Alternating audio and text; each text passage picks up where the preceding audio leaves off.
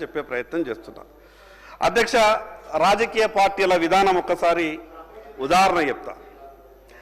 అధ్యక్ష, ఈ రాష్ట్రంలో ఒక ఇల్లు ఉన్నది. ఆ ఇంట్లో 22 ఓట్లున్నాయి, కానీ 5 పదవులు ఉన్నాయి. 22 ఓట్లున్నాయి ఇంట్లో, కానీ 5 పదవులు ఉన్నాయి. 3 ఎమ్మెల్యేలు, 1 ఎమ్మెల్సీ, 1 ఎంపీ. అధ్యక్ష, ఇంకోటి నల్గొండ జిల్లాలో ఒక ఇల్లున్నది. ఆ ఇంట్లో 11 ఓట్లున్నాయి, 2 ఎమ్మెల్యేలు ఉంటారు. ఆ నల్గొండ జిల్లాలో ఇంకో ఇల్లున్నది, 13 ఓట్లున్నాయి. ఆ ఇంట్లోనే 1 ఎమ్మెల్యే, 1 ఎంపీ ఉంటాడు. కానీ 2 కోట్ల పైబడి జనాభా తెలంగాణలో ఉంటే ఈ సభలో 19 మంది ఎమ్మెల్యేలు మాత్రమే ఉన్నారంటే అన్ని రాజకీయ పార్టీలు ఒకసారి ఆలోచించవలసిందిగా నేను సవినయంగా విజ్ఞప్తి చేస్తున్నా. అధ్యక్ష, నేను ఎందుకు ఈ మాట మీకు చెప్పే ప్రయత్నం చేస్తున్నానంటే, మాకేమన్నా ఎవరన్నా వచ్చి చేస్తామన్నప్పుడు కొంత ఆశ అనిపిస్తుంది. అధ్యక్ష, ఎంబీసీ కార్పొరేషన్ నేను ఎందుకు చెప్తున్నానంటే, గతంలో ఎంబీసీ కార్పొరేషన్ అనేది ఏర్పాటు చేసిండ్రు. ఎంబీసీ కార్పొరేషన్ అనేది ఏర్పాటు చేసి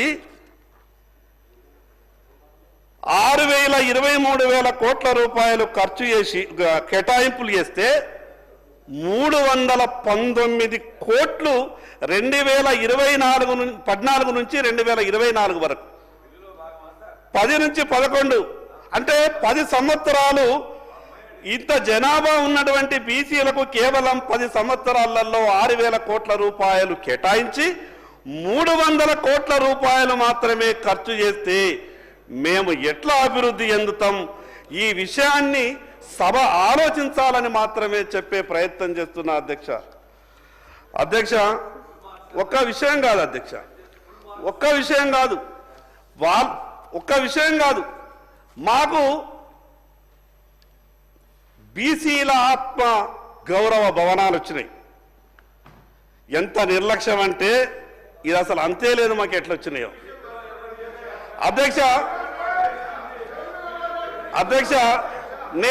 అధ్యక్ష, నేను తప్పకుండా మాకు జరిగినటువంటి నిర్లక్ష్యం మీద మేము తప్పకుండా మాట్లాడతాం.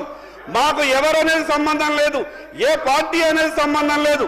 బీసీలకు జరిగినటువంటి అన్యాయం మీద గౌరవ సభ్యుని ఆవేదన నాకు కూడా ఉంది. అధ్యక్ష, ఆత్మగౌరవ భవనాలు లేదా ఇతరత్ర వారు చెప్తున్నట్టు అన్ని అంశాల మీద మా పార్టీకి మేము అసలు తెలంగాణ కాదు భారతదేశంలో బీసీలకు సంబంధించిన అంశం నివేదిక ఏదన్నా న్యాయం జరిగిందంటే ఛాంపియన్స్ కాంగ్రెస్ పార్టీ. నేను ఇప్పుడు ఒకటే విజ్ఞప్తి చేస్తున్నా, సబ్జెక్ట్ డిబేట్ అది మళ్ళీ ఇన్నిసార్లు నేను తెలుగు ఇంగ్లీష్ హిందీ ఎన్నంటే చెప్తా. అధ్యక్ష, గౌరవ సభ్యుని ఒకటే కోరుతా ఉన్నాం, ఈ యొక్క బిల్లుకు సంబంధించి ఇలా ఢిల్లీ సింగిల్ వాయిస్గా పోవాలి. దానికి సంబంధించి మీరు మేజర్ ఢిల్లీలో అధికారంలో పార్టీ ఇలా ఆత్మగౌరవ భవనాలు ఇతరత్ర అన్ని చర్చ చేసుకోవడానికి మరొకసారి సమయం తీసుకుందాం, తప్పకుండా మాట్లాడుకుందాం. ఇలా దయచేసి ఈ బిల్లుకు చర్చకు పరిమితమై మీరేమైనా ఇంకా సూచన చేయదలుచుకుంటే సంతోషంగా తీసుకుంటాం. అందరం కలిసిపోదాం. మీరు నాయకత్వం వహించండి, ఢిల్లీకి పోదాం.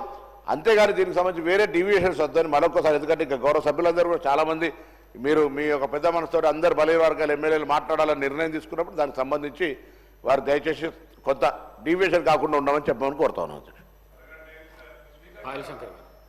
అధ్యక్ష, నేను ఎక్కడ కూడా గౌరవ మంత్రి గారికి విజ్ఞప్తి చేస్తున్న మీ ద్వారా, నేను డీవియేట్ అయ్యే ప్రయత్నం అంటే ఈ బిల్లు ఉద్దేశం ఏంటి అంటే భవిష్యత్తులో బీసీలకు మంచి జరగాలన్న ఉద్దేశం. గతంలో ఏ రకంగా ఇబ్బంది అయింది, గతంలో జరిగినటువంటి నష్టాలేమి, ఇవన్నీ కూడా సభ దృష్టికి తీసుకొచ్చేటటువంటి ప్రయత్నం చేస్తున్నా. అంటే మేము కేవలం బిల్లు పెట్టేసి వాళ్ళు కూడా కార్పొరేషన్లు ఇచ్చారు కదా అధ్యక్ష, వాళ్ళేం తక్కువ ఇచ్చారా? కార్పొరేషన్లు ఒక్కొక్క కులంకు ఒక్కొక్క కార్పొరేషన్లు ఇచ్చారు. వీళ్ళు వచ్చిన తర్వాత వీళ్ళు కూడా కార్పొరేషన్లు ఇచ్చారు కదా అధ్యక్ష. నా ఆవేదన ఏంటి అంటే, కాగితాల మీద కార్పొరేషన్లు సృష్టించినంత మాత్రాన మా బతుకులు మారాయి. కాగితాల మీద కార్పొరేషన్లు ఇచ్చడం కాదు, దాన్ని క్షేత్రస్థాయిలో అమలు జరగాలన్నదే నేను చెప్పే ప్రయత్నం చేస్తున్నా. అధ్యక్ష, టిఆర్ఎస్ పార్టీ వాళ్ళని కానీ కాంగ్రెస్ పార్టీ వాళ్ళని కానీ నేనేమి వాళ్ళని నొప్పించే మాటలు మాట్లాడతలేను. ఈ సభలో మా ఆవేదన మా బాధ కూడా చెప్పుకునేటటువంటి పరిస్థితి లేకుంటే దాన్ని సహనంతో వినాల. ఒక మాట అంటే కాంగ్రెస్ పార్టీ లేవడం, ఇంకో మాట అంటే ఎక్కడ నుండి టీఆర్ఎస్ పార్టీ మాట్లాడితే మా ఆవేదనని చెప్పుకోనటువంటి పరిస్థితి కూడా ఉండదు అధ్యక్ష. మీరు చేస్తున్నటువంటి పని గురించి, ఇదేదైతే బిల్లు గురించి మీరు మాట్లాడుతున్నారు కదా అధ్యక్ష, ఈ ఒక్క రాష్ట్రాన్ని 33 జిల్లాల్ని పరిపాలిస్తున్నటువంటి మీ పార్టీకే ఇంత ఆతృత ఉంటే భారతదేశాన్ని పరిపాలిస్తున్నటువంటి భారతీయ జనతా పార్టీకి నలుగురికి మంచి చేయాలని ఎంత ఆతృత ఉంటుందో మీకు తెలుసు. ఎందుకంటే మేము ఆ రకంగా చేయకుంటే ఈరోజు మూడవసారి దేశ ప్రధానమంత్రిగా నరేంద్ర మోడీ గారు కాకపోతుండే. మేమంత గొప్పగా ఈ భారతదేశంలో ఉన్నటువంటి మూలకు ఉన్నటువంటి ప్రతి ఒక్కరి ఆలోచన విధానాన్ని మేము అనుసరించి పనిచేస్తున్నాం కాబట్టి ఈరోజు మూడవసారి దేశ ప్రధానమంత్రిగా నరేంద్ర మోడీ గారు కాగలిగిండు. అధ్యక్ష, మీకు ఒక విషయం చెప్తా, బిల్లుకు పరిమితం మాట్లాడండి. బిల్లుకి ఒక విషయం చెప్తా అధ్యక్ష, ఒక విషయం చెప్తా.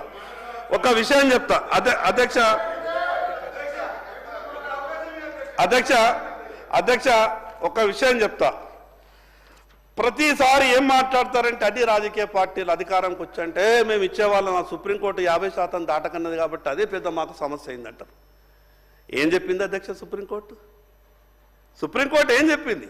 ప్రతి మాట కానంటే 50% దాటద్దు అన్నది. లేకుంటే మేము 70, 60, 80 అసలు ఎంత ఇచ్చేటోళ్ళమంటే సుప్రీంకోర్టు చెప్పింది, మాకు అదే ఇబ్బంది వస్తున్నది. సుప్రీంకోర్టు ఏం చెప్పింది తెలుసా అధ్యక్ష? సుప్రీంకోర్టు చెప్పినటువంటి మాట ఏంది అని అంటే, ఆ రోజు జరిగినటువంటి మొదటి కేసు జరిగినటువంటి మాటల్లో సుప్రీంకోర్టు ఏం చెప్పిందంటే, ఇందిరాసాయి వర్సెస్ గవర్నమెంట్ ఆఫ్ ఇండియాకు మధ్యన జరిగినటువంటి 92లో సహేతుకంగా ఉంటే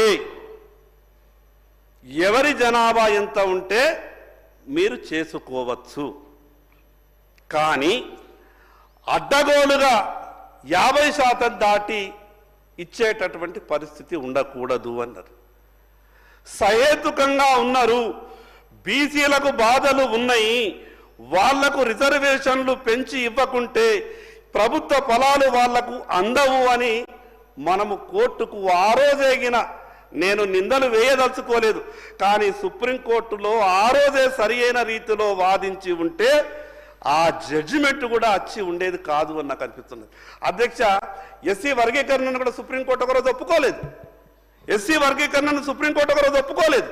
కానీ కేంద్ర ప్రభుత్వం నరేంద్ర మోడీ గారు చిత్తశుద్ధితో ఎస్సీలకు ఉన్నటువంటి బాధలని చెప్పగలిగినారు.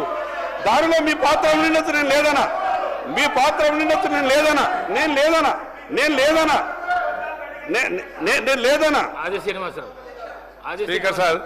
స్పీకర్ సార్, రాహుల్ గాంధీ గారు పాదయాత్రలో, భారత్ జోడో యాత్రలో పేద బడుగు బలైన వర్గాలు కష్టాలు చూసిన తర్వాతనే ఈ బీసీ కుల